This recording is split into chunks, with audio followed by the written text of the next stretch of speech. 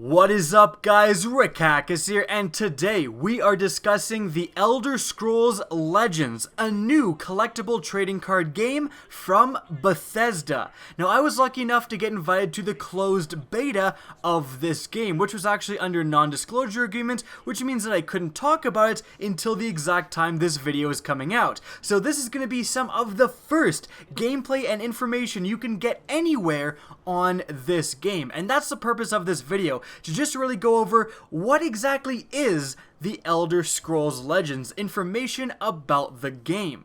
So let's get started. Now, I should mention that although I don't really post trading card games anymore, I do have a pretty big trading card game background. I play a lot of Magic the Gathering, both the real-life paper version and the online duels version a ton. I've played a decent amount of Hearthstone, so it was pretty easy for me to get into this game and kind of understand how it works.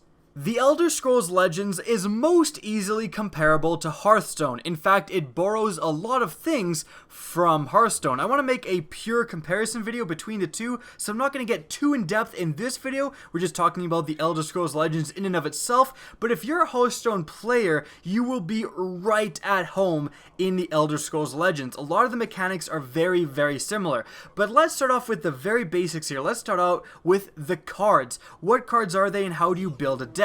Well, the cards in Elder Scrolls Legends are organized in a similar fashion as they are in Magic the Gathering, where you have different elements. In Hearthstone, you have these different, I guess they would be elements as well, to which the cards are organized. So you're going to have strength cards, endurance cards, agility cards, willpower cards, and so on. There's 5 total elements that the cards can be. Now, when forming a deck, you can make an entirely mono-elemental deck. You can make an entirely strength deck. The advantages to this is that there are some strength cards that have advantages for kind of doing this. There's strength cards that actually have, this creature gets +3/+0 if you have another strength card on top of your deck, to which if your entire deck is strength cards, then those cards are going to be activating all the time. So that's the obvious advantage to doing that. But most commonly, you're going to be combining 2 of these elements when you're making a deck. My favorite was strength and endurance, making a very aggressive deck. That's definitely my playstyle. Now, unfortunately, right now, you can't combine more than 2 elements, so you can't have strength, willpower, and endurance. You can just have 2 elements of any combination. Now, the cards within the game are going to be very similar to most other trading card games out there. You've got your creatures that have an attack and a defense, so how much damage they deal, how much health they have. You're going to have your actions, essentially your spells, like deal 3 damage to a creature, deal 3 damage to the opponent and gain 3 life, all of that sort of stuff. You're going to actually have supports, which are like enchantments from Magic the Gathering, where you can actually affect the board constantly. A great example is there's a support where you put it down and all of your creatures get +1/+1, like forever, until your opponent perhaps can destroy that support. And you're also going to have items, so you're going to have, a sword that you attach it to a creature and it gives it +2/+2. So again, very classic to what you are used to within other trading card games. Now, some interesting things actually, and some things that I haven't seen before, is that Elder Scrolls Legends actually does have the ability to level up cards, which kind of sounds crazy, but if you have a card in your deck and then you level up, like your overall level in the game goes from level 2 to level 3, you're actually going to get one of the random cards in your deck that can level up, and it's going to level up. And a lot of times you're actually going to be able to choose between 2 different versions of a leveled up card. So for example, you can have the support card I gave you is a great example. Initially, that support card was +1/+0 to all creatures. And then when you level it up, you get a new version where it's +1/+1 to all creatures. And it's going to work the same way. There's going to be creatures that you get that are like a 2/2 guy. You level him up and then you can choose to make him a 2/2 with guard, which means that other enemy creatures have to attack it, or maybe a 2/2 with lethal, where if he attacks another creature, no matter if you attack a 9/9, you're going to kill that 9/9. It's basically like Death Touch from Magic the Gathering. So being able to level up and then have your cards level up with you and then being able to choose which one you like more was a pretty cool aspect of the game. Additionally, there was a pretty long campaign that beating beating certain levels, there would be like an event where you fought these wolves, and at the end of the mission, you could either choose to save the wolf or leave the wolf, and your choice would get you 2 different cards. So you could actually save the wolf and get like a wolf pup card, or you could leave the wolf and get another sort of card. So that was very interesting as well. And that is one of the ways you earn cards in the game. The most common way is that the game has an in-game store that you're, used to in Hearthstone and everything else, where you can use your in-game currency, which is gold that you can earn after matches, or just use your real money to buy packs. You open the packs, you get like 1 guaranteed rare, and that's basically how it works. That's how you're going to accumulate cards within the game. You also just, again, get certain like singleton cards for doing the campaign as well. Now let's talk about the actual gameplay of The Elder Scrolls Legends. What is it like to play the game? Well, again, it's very Hearthstone-y. You're going to have these Magicka crystals, and you're going to get a guaranteed 1 per turn. So turn 1, you're going to have 1, turn 2, you're going to have 2, and so on. And of course, your spells and your creatures and all of that stuff is going to cost a certain amount of Magicka to cast. So, 1 Magicka creature is going to be like a 1 power, 1 toughness kind of guy, or a 2 power, 1 toughness kind of guy, but a 7 Magicka creature is going to be like an 8/8, something very powerful, and it's working the same way as it works in Hearthstone.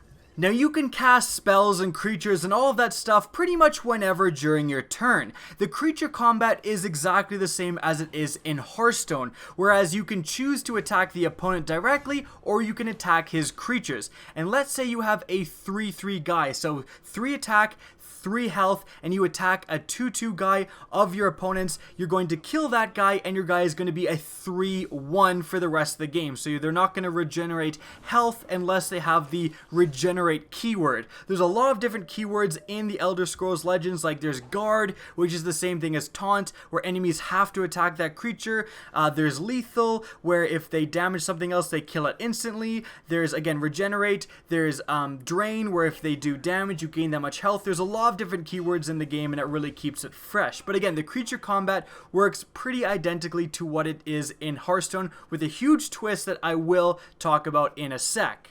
Now, you and your opponent are going to start out with 30 life, and of course you win if you can get your opponent down to 0. But something very interesting that Legends has innovated with is the idea of ruins. Now, your health, as you can see by your health bar, there's actually these little symbols all along your health bar, and there's one pretty much every 5 health. Now, these ruins represent a card that you're going to draw. So if you have 30 health and your opponent deals 5 damage to you, you're going to actually eliminate one of your own ruins, and you're going to draw a card. It's just a random card from your deck that is assigned to each one of these ruins. Some of the cards actually have a keyword called prophecy, which means that if one of the ruins is destroyed and that card is drawn and it has prophecy, you can play it for free. And I've actually had some huge blowouts. Like there's a guy in my deck where it's a 4/2 guy with prophecy, and when he enters the battlefield, he deals 1 damage to all of the creatures in his lane. We'll talk about lanes in a sec,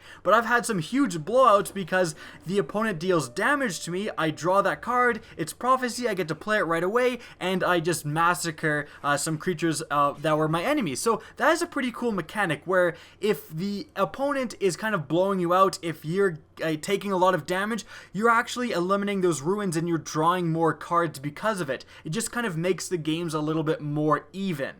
Now let's talk about the most interesting thing and the biggest innovation that the Elder Scrolls Legends brings to the table, and that is the idea of lanes. Now I'm sure you've been wondering, why is there a big blue line down the center of the play area? Well, that actually divides the different lanes up, and again, this is huge. I thought this was just going to be a gimmick, but it's actually one of the most interesting parts of Legends. And these lanes are actually, well, basically they're like 2 different games going on at once, kind of. So essentially, you can summon creatures into either of these lanes. So if you have a creature, you can summon it to the right lane, which is actually the shadow lane. This lane, if you summon a creature there, they can't be attacked for a single turn. The other lane on the left has no rules. Now, the interesting part about these lanes is that you can't really cross them. If you summon a guy into the right shadow lane, you cannot take that guy and attack someone in the left lane. Furthermore, if you have a guy with guard, which makes it so that creatures have to attack him and he's in the right lane, and your opponent has guys in the left lane guys can just completely ignore your guy with guard and directly attack you. So it's really interesting when you're playing a game of Legends, you have to really think about which lane you want to deploy in, which lane you want to control, and it's a huge factor in kind of eliminating one of the main problems with trading card games where you just get steamrolled. Like, your opponent plays a creature or plays something huge that you just have no answer for, and you just get destroyed, and what can you do? Now, that's just a part of trading card games, and it isn't the worst thing in the world, but this actually kind of not eliminates entirely, but does away with a lot of that problem, and it's a huge factor in kind of making this game more user-friendly, especially to newer players, because if your opponent plays a huge guy that you just can't deal with, he's gonna play him in one lane. He's gonna play him like in the left lane, for example. You can, and I have in certain games, just completely ignored that guy, played all my guys to the right lane and just go purely for my opponent and try to win really quickly while he's building up like the wrong lane. Knowing when to switch lanes or when to kind of try to control your opponents in a certain lane and try to take over certain lanes is a huge part of succeeding in Elder Scrolls Legends, especially when you're getting more competitive, you're versing actual real players, all of that stuff. So it's a really, really interesting take on the trading card game genre, and I really do enjoy it. I think the lanings idea is a fantastic one. And actually, there was also some interesting things that they did with the lanes in the campaign. For example, the certain campaign missions, there was actually one of the lanes, the left lane, had a ballista tower. So if you had more creatures in the left lane, you controlled the ballista tower, which meant that every beginning of the turn, it would deal 2 damage to your opponent. So instead of, trying to diversify the lanes, you were just trying to fight over this ballista tower lane, which was actually pretty fun. And they have the potential to kind of introduce this sort of thing into multiplayer games, for example, like certain game modes where the lanes offer special bonuses and that sort of thing. So that is definitely a really interesting thing that they can do down the line to spice up the game. Now that is pretty much everything you need to know about Elder Scrolls Legends. Now, did I enjoy my time with the game? Well, I actually did. I really liked Elder Scrolls Legends. I liked it actually more than Hearthstone. Now, I'm not trying to rustle jimmies here. I didn't really enjoy Hearthstone that much. I don't hate the game or anything, but it just wasn't for me. And I feel like Elder Scrolls Legends improves upon a lot of the things I didn't necessarily like about Hearthstone. Again, one of those things where I never like to pay money for any of these games, so I just kind of grind it and just try to earn the in-game currency. And Hearthstone, if you try to do that, sometimes you're playing an opponent who just has these incredible cards like Dr. Boom or whatever, and plays it, and you're like, I can't deal with this. This is just so overwhelming to what I'm doing. Now, of course, there's going to be some hardcore Hearthstone players that are like, what the hell are you talking about? But it's just kind of what I experienced when I played Hearthstone. The Elder Scrolls Legends kind of does away with this, again, with the ruin system, which helps you if you're on the back foot, and also with the laning system. And I really, really liked the laning system. It made it so that you really had to think about where you're going to deploy guys, which lanes you want to control, and I really felt like it worked towards making games closer and more competitive. Like, again, you had a hard time just steamrolling your opponent. I never got completely steamrolled by any of my opponents, and even I'm a huge fan of Magic the Gathering, but even when you play, Magic Duels or whatever, there are times where you just get steamrolled. Your opponent has all the answers for what you're doing, and there's just nothing you can do about it. But in Elder Scrolls Legends, that was not eliminated, but limited, and that I did enjoy.